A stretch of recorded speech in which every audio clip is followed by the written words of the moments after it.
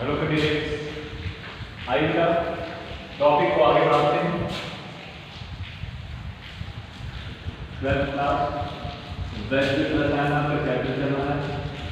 ठीक है, देखिए आपको लगभग में 3 या 4 वीडियो में अपचयन और ऑक्सीकरण पढ़ाने की कोशिश की, समझाने की कोशिश की। उम्मीद भी करता हूँ कि आपको कुछ ना कुछ हद तक आपको समझ में आया होगा।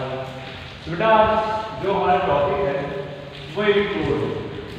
देखिए ये ऐसा टॉपिक है कि इसको आगे तक पढ़ने के लिए जरूरी है कि हम इसकी बेसिक चीजें पहले जान लें। इलेक्ट्रोड वास्तव में क्या है, परिभाषा और गुण की बात करने से पहले हम आपको दिखाए देते हैं कि इलेक्ट्रोड वास्तव में होते क्या है। देखिए एक रासायनिक प्रक्रिया होती है बेटा विद्युत अपघटन, है ना। विद्युत अपघटन एक रासायनिक प्रक्रिया है और इस रासायनिक प्रक्रिया में जो भाग लेते हैं उन पदार्थों को कहा जाता है विद्युत अपघट्य पदार्थ।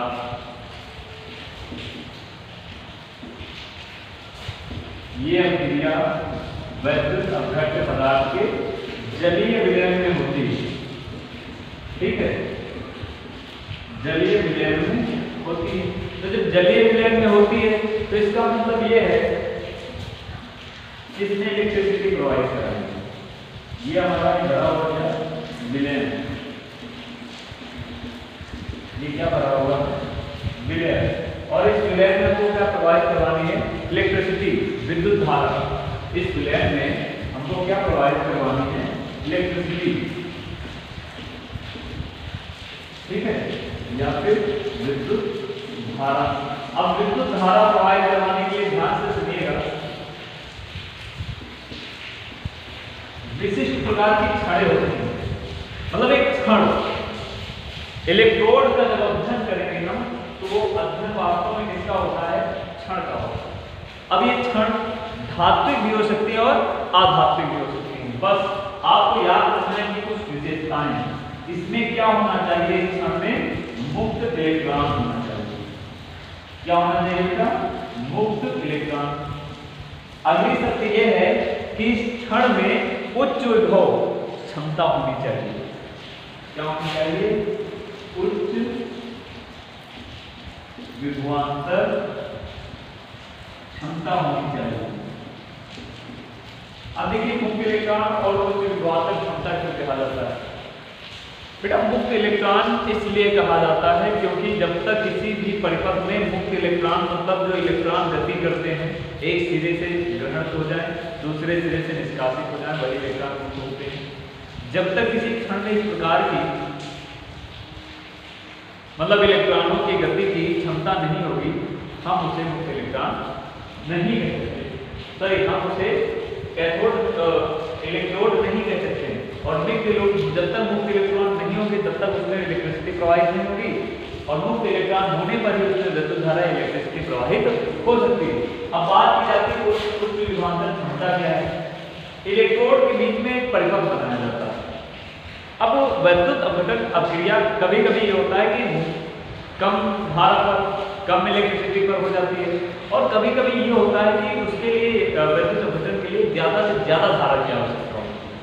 तो अब विभवांतर अगर आप इसमें पढ़े होंगे तो विभवांतर का मतलब होता है विभव, उच्च विभव और निम्न विभव के बीच में जो अंतर उत्पन्न हो जाता है उसी को क्या कहते हैं, विभवांतर कहते हैं। मतलब विभव में अंतर अगर किया जाए तो वो उच्च विभव विभवांतर की क्षमता होनी चाहिए। हम करें या ना करें वो अलग बात है। ठीक है, इस प्रकार की क्षण की ये बात हो गई। अब एक क्षण अगर धात्विक क्षण है तो इसे हम लोग क्या कहते हैं, एनोड कहते हैं। क्या कहते हैं, एनोड। अगर ये आधात्विक क्षण, अगर ये आधात्विक क्षण होगा तो इसे क्या कहेंगे, कैथोड कहेंगे। क्या कहेंगे, कैथोड कहेंगे। अब इन दोनों की बात और एक बात समझिए। अच्छा एक काम करिए, इसकी परिभाषा समझ लीजिए फिर आगे है ना।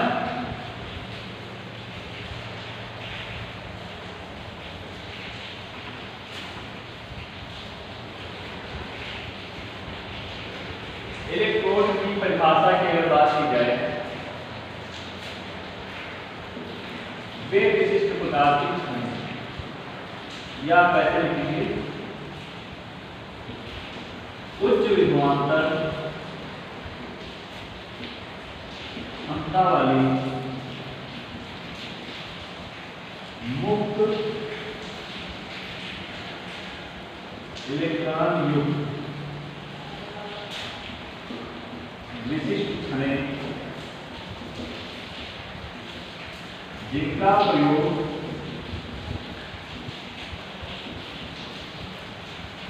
वैद्युत, देखिए ये व्यवहारिक भाषा है, ये व्यवहारिक परिभाषा है जो आपको याद करने में बहुत ज्यादा सुचारू रहेगी। वैद्युत अपघटन में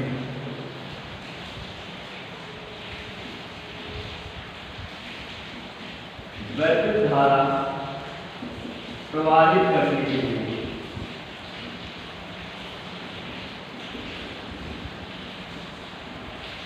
किया जाता है।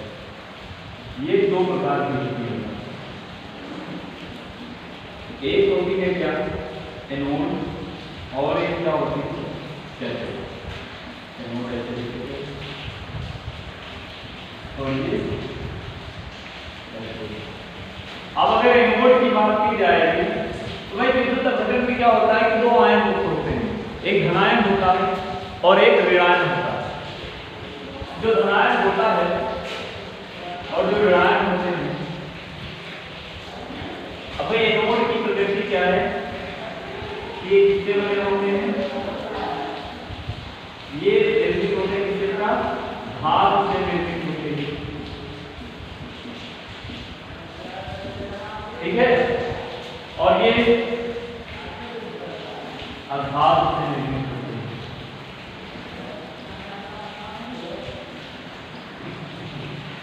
अब एक चीज ध्यान देखिएगा, एनोड अगर धातु से बना हुआ है तो वैद्युत धारा, ये वैद्युत के क्या होते हैं, वैद्युत के सुचालक होते हैं, क्या होते हैं, सुचालक, जबकि ये वैद्युत के सुचालक होते हैं, क्या होता है, सुचालक होते हैं। तब इसका प्रयोग हम वैद्युत धारा प्रवाह में कैसे करते हैं, हम इनका प्रयोग हम वैद्युत धारा के प्रवाह के लिए एनोड का प्रयोग करते हैं, लेकिन कैथोड का नहीं। कारण ये है कि इसमें वैद्युत धारा प्रवाहित नहीं होती। तब क्यों करते हैं, करते इसलिए हैं क्योंकि जब वैद्युत धारा प्रवाहित करते हैं तो उस वैद्युत अपघट्य पदार्थ में जो धनायन होते हैं, सॉरी जो ऋणायन होते हैं, ऋणायन किस पर एकत्रित हो जाते हैं, ऋणायन एकत्रित हो जाते हैं किस पर, एनोड पर। एनोड पर ऋणायन एकत्रित होते हैं। बात में आई, ये आप याद रखिएगा, बहुत महत्वपूर्ण है।